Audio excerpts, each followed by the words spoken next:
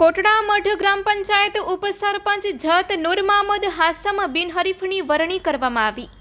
બિનહરીફ રીતે ચૂંટાયેલા ઉપસરપંચ જત નૂર મહમદ હાસમભાઈ આ સર્વસંમતિ પેનલની રચનાને સમગ્ર ગ્રામજનો, યુવાનો તથા અગ્રણીઓએ ઉત્સાહપૂર્વક આવકારી છે।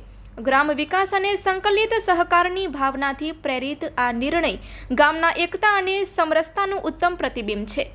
ગ્રામ પંચાયતના નવા પેનલે સંકલ્પ વ્યક્ત કર્યો કે અમે ગામના સર્વાંગી વિકાસ, શાંતિ અને સમૃદ્ધિ માટે પ્રતિબદ્ધ છીએ।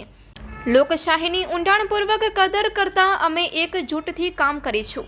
આ પ્રસંગે ગ્રામજનો, સમાજના આગેવાનો, યુવાનો તથા મહાનુભાવો મોટી સંખ્યામાં ઉપસ્થિત રહ્યા હતા અને નવા પેનલને શુભકામનાઓ પાઠવી હતી। Report by Adam Notiyar, Kutch TV news, bureau chief, Lakhpat તાલુકો।